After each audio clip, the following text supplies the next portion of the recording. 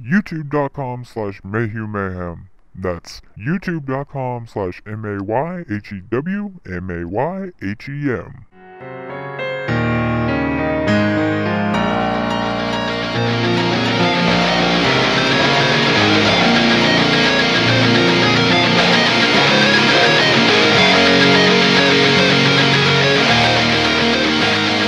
Hello and welcome to another episode of 30 Minutes of Mayhem. I am your host, my name is Michael Mayhew, and I am here with my co-hosts. Sup everybody, it's me once again, Greg, and we are joined by the man who just loves the feeling of his girlfriend's dick in his mouth.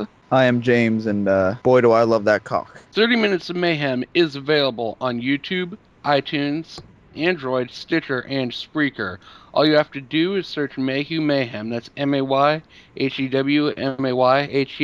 and please make sure to rate us 5 stars. We can really use it to boost our self-confidence.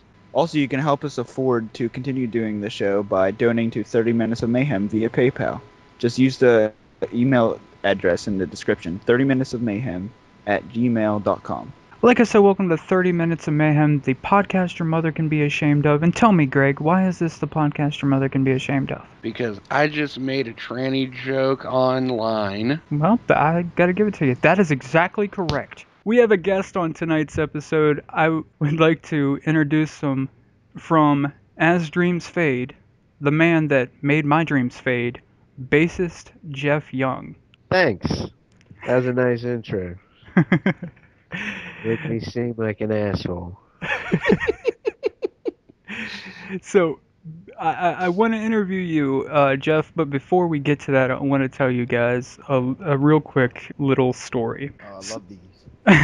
So, my ex-girlfriend and I, a long time ago, were out doing some night fishing, and it's not going so well. We're not really catching much of anything, and somehow we're the only ones there, and it just gets hot and heated, and I'm not exactly sure how it got to that point.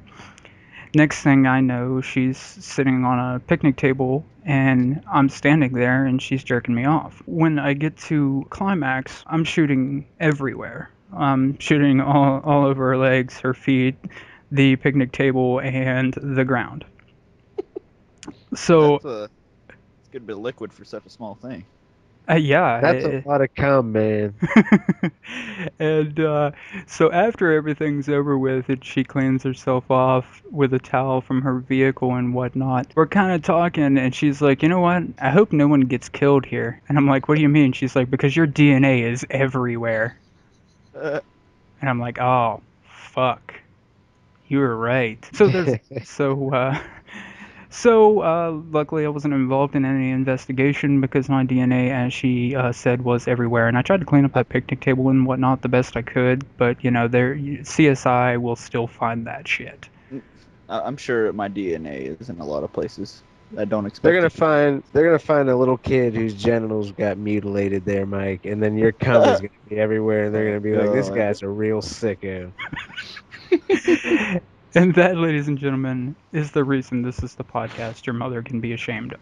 Let's get right into this interview here. Jeff, I'm going to bore you with a few basic questions, but let's get the listeners to be able to know you a little bit better. All right. So tell us, what are your influences as far as music goes? Probably Iron Maiden, mostly with bass. They're the band that really got me wanting to play the bass guitar. But other than that, it's a lot of different stuff, man. I like a lot of different, obviously metal. I like Cannibal Corpse.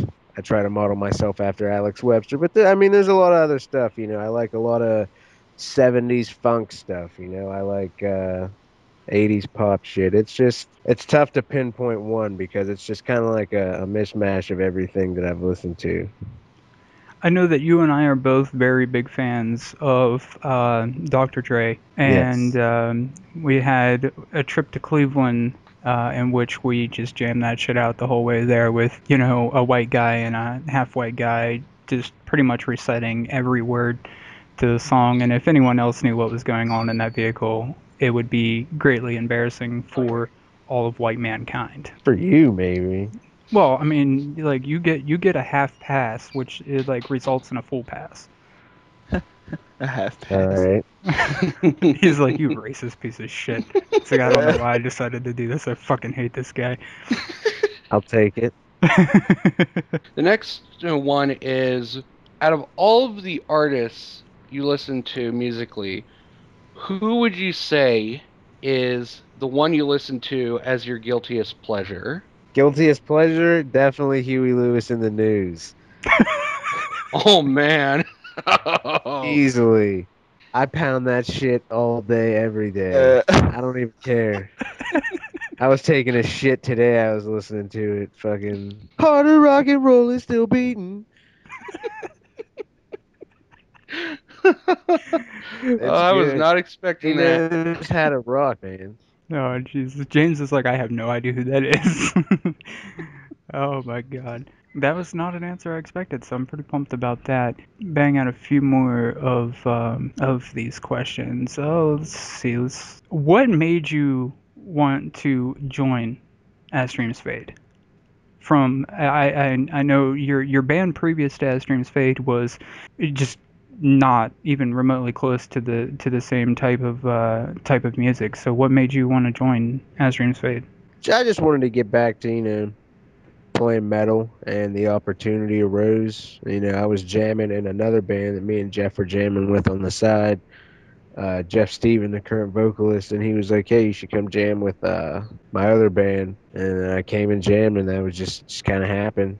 Then tell me this: the first time that you and I met, was it at all awkward for you, knowing that you were the man that made my dreams fade? I mean, I don't know. I didn't feel like it was that awkward because they said that you kind of like quit or something. So I was like, all right. I felt more awkward about your teeth is really what made that thing awkward for me, because I was like, is no one saying anything about it, or? But other than that, Oh, it wasn't that bad. So. I just until he heard me make the worst jokes of all, and he was like, "Oh, it's something that's okay to make a joke about," because like, all right, I'm just making sure. And did you ever question whether I was a meth head? I thought maybe. I was like, maybe this guy was just doing drugs or something, and he didn't want to. I don't know. I guess that wasn't the case, but I mean, who knows? I would feel it would make it easier to digest the situation, but I guess. Oh Christ! I'm always skeptical about anyone that has like tried out for the band, because the way the people are, the members are, is like, it's not just about being able to play the music, and this pretty much goes with every band. Honestly, you gotta fit in with the personality. And there had been so many people that had come and gone before you and myself. Well, when I was out and whatnot, between the two of us, and it wasn't that they didn't work musically. It's a lot of them like really just didn't work personality wise, and well, I can't even say all of them, but some of them. And when we first met, and I realized I was like, this dude is one of the funniest fucking people I've ever met, and he will definitely fit in. And then I watched you play for the first time, and I was like, holy fuck. I am glad I left. And then, at the end of that night, he made told a long story about jerking off and it only like dribbling out and down his hands and making knuckle babies and whatnot. And I was like, this guy right think- here's got the goods.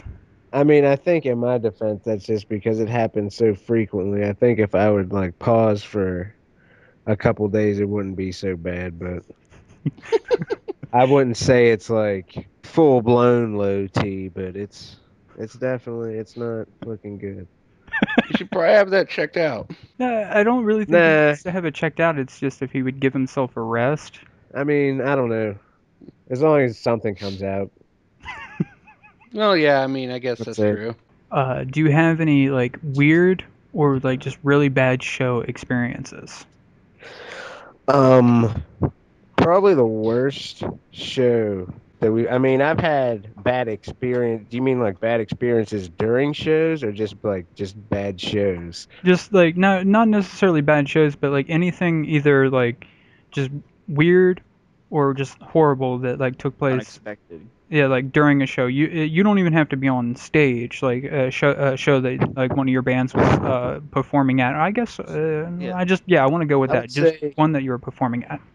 The last band I was in, we played like a pop punk style of music, and we were playing at the 1056 Lounge, also known as Yesterday's, down in Wheeling. And in the middle of one of our songs, getting close to the end of the set, some dude popped out of the restroom back there just butt naked and just Oh kinda my danced God. around on the stage on the little floor area there while we were playing. And I didn't notice, like, everyone started cheering real loud. I was like, man, we must be playing great. And then I turned and I was like, oh, this dude is nude. So This dude is nude. it was all right. Though. I mean, it was cool. Maybe because you were playing a pop punk show, he thought, maybe I should get naked. So I'm like Blink 182 in that one music video they did. It was, and it was like, hey, this is something that's happening right now. That's We hilarious, though. We appreciate the support, buddy. How much drugs do you do? I mean, you're a rock star, so I mean, you got to ask the real questions. I'm not saying that I do, but maybe, I don't know, if I were to do them, probably more than a couple. Now, not saying that you do, but if you did and someone palmed you some at a show, would that be an issue? I mean, it would depend on what it is, I'm not saying you do or you don't do anything. It's just, someone comes up to a show and palms you like weed or something, and you're like, oh, a lot of people around here do that. As a show, they probably think everybody's doing it, but someone comes up to you and is like, hey, man, you trying to go slam some heroin? Then that's like, oh, not really, man. No, I want to focus on my, career and, Yeah. not die before 30. I mean, it worked for Dave Mustaine, kind of, but Nikki Sixx. Yeah, Nikki This is Sixx, true. yeah. Did we just come to the I can't- conclusion that you have to slam heroin to be a successful musician? I don't know. I mean, there are plenty of successful musicians who, didn't do heroin. So, I mean, I don't think you need to do heroin to be like a successful musician. I mean, because yeah, there was Nikki Sixx and trying to think of some other big name heroin users in Garth Brooks. Yes, Garth Brooks. Garth Brooks was major heroin user. Oh my God, he just couldn't get enough of the shit. I mean, God, why do you think he was so skinny back in the day? These are all facts that we are purporting here. Yeah, 100%. yeah, we don't lie on this show. So we've come to the conclusion that 30 Minutes of Mayhem is not saying that you have to do heroin to be a successful rock star, but there have been people that have done it. We've also But come to Garth Brooks is saying that you have to slam heroin to be a successful musician. And I think that's fucked up for him to be saying that. So fuck Garth Brooks. these are things we cannot prove nor deny. All right, so I got one more for you, and that is, what do you think sets As Dreams Fade apart from any other band that's in the local area or just in the genre, period? I think we have a unique sound. I think the music, it's technical what we play, and that's what I like about it. And there's a lot of different styles of metal coming out now, or subgenres that are popular. And I think that I wouldn't know what to classify us as. I guess other people can do that. But I think that we play heavy music that has a very distinct sound. I think it's heavy. I think that we're tight. And I think that over the past year and a half that we've grown a lot musically just in what we've been playing and what we were capable of playing. So I 100% agree with that. See, that's the hardest thing. It's like, a lot of people want to call you guys like deathcore and whatnot, but it's so hard to really just say, yeah, like they're deathcore, because there's so much more in it, to where the point where I'm just like, they're metal. Like that's, Yeah. can you really put them down into a specific subgenre? And it's like, no, because there's so much there, and the level of challenging and the level of progression that the band has made over the last couple of years is absolutely ridiculous. Does anybody else have anything? We took a couple months off to start writing the album, so we're booking more shows now. So Just in case we lose anyone between now and the next subject, the next topic, I should say. You can find As Dreams Fade at facebook.com/AsDreamsFadeOfficial, and you can also find them on YouTube at youtube.com/AsDreamsFadeOfficial. They don't have a Twitter because they won't listen to my advice. listen, Ron is 64 years old. All right,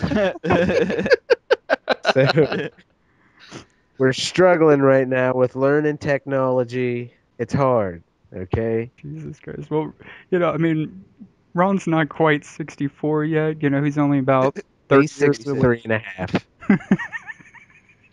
He's only, like 30 years away from being that, but, whatever. I mean, at least you guys have a Facebook. I mean, if you guys didn't have any social media stuff whatsoever, there'd be no way. You can get it. You can get a hold of us on AOL Instant Messenger. What is this, 2005 now? What the fuck? Next to that, we have our Facebook and Now, our email. Is there a MySpace? Is the question. No, Oh. we're not allowed to use MySpace. It's not an AOL. You don't have MySpace? Jeez. Right? Oh my God. So, We're not that. you guys also have music available on Bandcamp, and you have merch available. I believe it's through Spreadshirt, correct? We have our merch store on our Facebook. Yeah, so there you go. You can just go to their Facebook to... There's a lot of nice stuff on there. There is. A lot of those t-shirts are really nicely designed. You're welcome. The second thing, this one obviously is for everyone at this point. Which would you rather lose? Your right to bear arms or your right to vote? I think if I had to choose, I'd probably say I'd rather lose the right to vote. And the reason why is because at this point in time, I kind of am at the point in my life where I'm beginning to think, voting doesn't really matter, because no matter what you do, the bastards are always going to bend you over and fuck you over the table anyway. So I'd rather keep the right to arm myself, to protect myself in case things get really bad, than to keep the right to something that seems to be becoming less and less important anyway. I mean, it's Mark Twain once said, if voting was truly important, then they wouldn't let us do it. I think as long as you have the right to vote, you have the right to bear arms. I think you need the right to vote.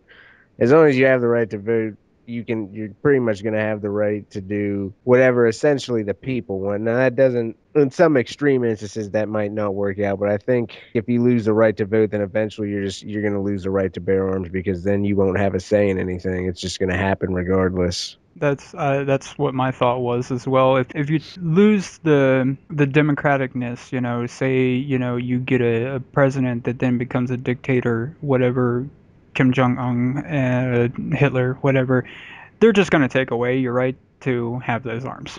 I mean, they want full control. They're going to take away that right, and you have no way to stop them other than, fighting back. But if you keep your right to vote, which I would rather lose my right to bear arms, because I feel like, as Jeff said, with the right to vote, you actually keep both. Because if you lose the right to bear arms, but you still have your right to vote, you could always bring it back up to bring back your right to bear arms and vote it in. It's a difficult question. Well, not really, because, like you said, I also agree with Jeff. I would rather lose the right to bear arms than the right to vote, because, like Mike said, I can just bring it back. Well, not me, you know what I mean, but us, the people, can possibly bring back the right to bear arms in the future. If we lose our right to bear arms, who's to say that the government attack us anyways, and take away our right to vote? Like, they kind of just contradict each other, in my opinion. So you're saying, like, if you lose you can't protect yourself from anything, really. So if you lose the right to bear arms, then you have no way of stopping the government even through voting, and then they can just take away your right to vote as well. Yeah, it can go either way, really. Yeah, that's a good point. That is a good point. That's true. Because if you think, yes, quite. if you take it back to about like what Greg said about maybe your vote doesn't count, your vote doesn't matter, or whatever. So if you take into account what James said about, you lose your right to bear arms, now you have no way of stopping the government. And if your vote does not matter, in Greg's theory, if it doesn't matter, and now you don't have your right to bear arms, and your vote doesn't matter, so they're gonna fuck you anyway. I think the only reason why I think mainly the image that comes from voting not mattering is because people say that if people actually showed up to vote, then our votes might actually matter. Oh And yeah, we can barely get half of the country to show up, not even that, to fucking vote. And that's it's the foundation of our democracy. It's literally the least you can do in a democracy is your civic duty is to just show up to fucking vote. It's free.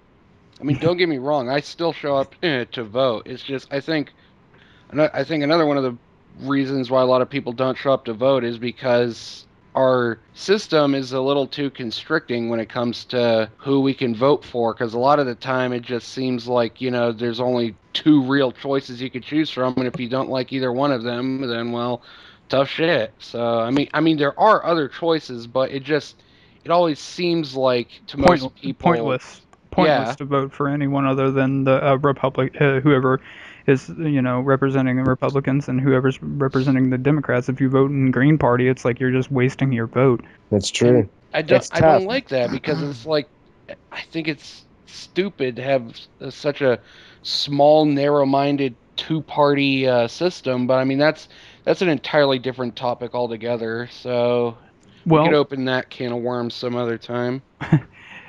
all right, if we're talking about the right to vote, and Jeff was bringing up, like people just need to get the fuck out and do it, and Hmm. I agree with that. If in the presidential years, a lot more people vote than what those who vote in like the midterm elections or whatnot, because people don't give a fuck, and they'll show up to vote, on the presidential year. So 2016 being next year, for shits and giggles, who do you think is the next president of the United States? Greg. I doubt that. That's Uh, tough. It's tough. You have to see Legal weed for everyone. who the Republicans Yeah. go with, who the Democrats go with. Who knows? Whoever it is, it's going to be somebody I'm not going to like.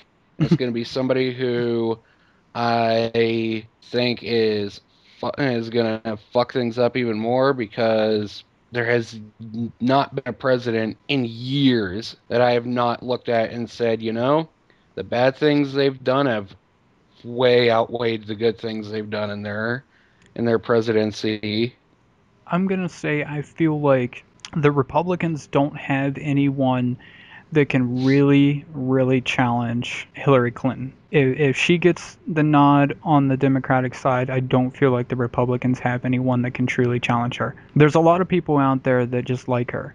There's a lot of people out there that are indifferent, but they know she's been in the White House before and she's run this country before and she can do it again.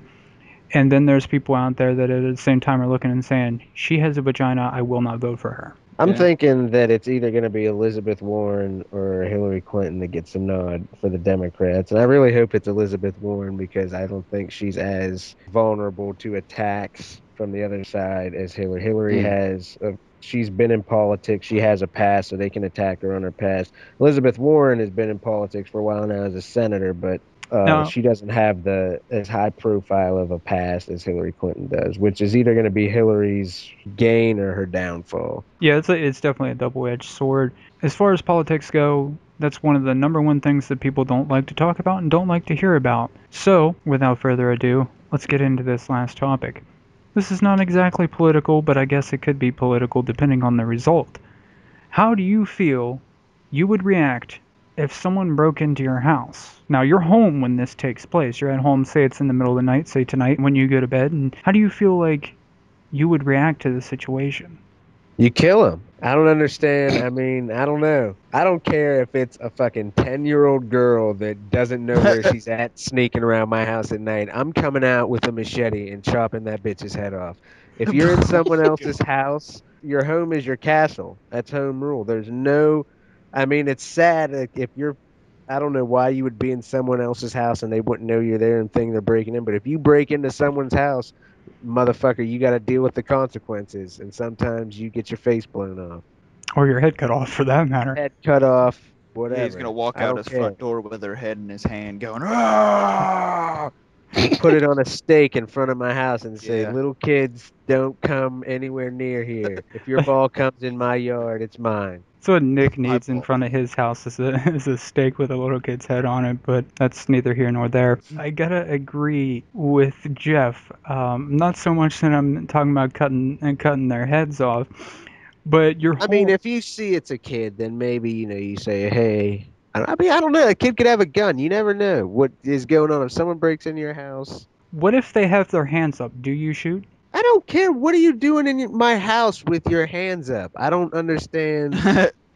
It doesn't matter if they're doing the fucking Macarena, if they're fucking Hands up, whatever's pants down. It going on. don't matter, huh? You're in my house and you're not supposed to be here. But what if it's a hot naked chick? Then, there's going to be questions asked. No shooting. Still probably going to shoot because I'm going to be suspicious on why she's in my house anyway. Still, yeah, maybe you ask, how much. Other than that, Who do you all live with? just my mom. So Jeff's You mom. make sure she's safe, or just go out there guns blazing? No, she'll be fine. I'm not worried about her. I'm definitely going out and you handle the situation. She'll sleep through it anyway. She'll be tucked in. Her room's all the way in the back. She'll be all right. So, James, what do you do in this situation if someone breaks into your house in the middle of the night? I would turn completely Splinter Cell and I would, grab something like a bat, try to deal with the situation as easy as possible. So, Greg, how do you feel? I'm in the camp with Jeff. I'm shooting to kill, bro. See, that's the thing. I don't own a gun, and I would love to own one, but since I still live with my parents and my mom just does not want to have guns in the house, despite the fact that we live in an area where there have been quite a few shootings, and it's like you'd think she'd want something to protect us, but whatever. But if hell, even if I had a gun, I still think I'd do the whole thing where I just when I hear a noise, I just make sure to grab my gun and make sure I'm completely naked and maybe put on a mask or something and make sure I got like a full heart on or something and just like walk downstairs and then once they see me, I'll just like be like, I've been waiting for someone like you, boy, and then like. Or I just shoot them. I mean, I just want to be there for It's one shits of the and two. giggles. I mean, it's one of the two. I mean, you're either gonna walk down there butt ass naked with a heart on, or you're gonna shoot them. Or you could shoot them, and when they're laying there on the ground, dying, you could shoot them again, except for this time with your semen. So, I think everybody has that fear of like, man, I hope I don't die naked or like masturbating or something, because that would just be the worst. so because If you have the big one and then you have a heart attack when it happens, and then you just The big one. so they come in when the EMTs come in or whatever. You're there butt naked. You got a load on your chest and your dick in your hand. You got the frosting on top of your belly. Then you got like a death grip on your dick, so you're like, you like broke your dick while you died. Jeff, again, everyone can find you guys at facebook.com/AdStreamsFateOfficial. You also have YouTube by the same URL, Bandcamp, and all that stuff. Spreadshirt, I do believe. And they can find that all through your Facebook. Absolutely. Jeff, thank you for coming on, being our first one of our little supporting of local music and answering our questions. So I appreciate you coming on, and I'm sure these other two guys do as well. Oh, thank you guys for having me. It was fun. That does it for another episode of 30 Minutes of Mayhem. I have been your host. My name is Michael Mayhew, and I have been here with my co-hosts, Greg and James. Remember to check us out on YouTube, iTunes, Stitcher, Spreaker, Android, all of those places. Donate to us on PayPal, because we need the money. I hope you have enjoyed this episode, and later, fellas.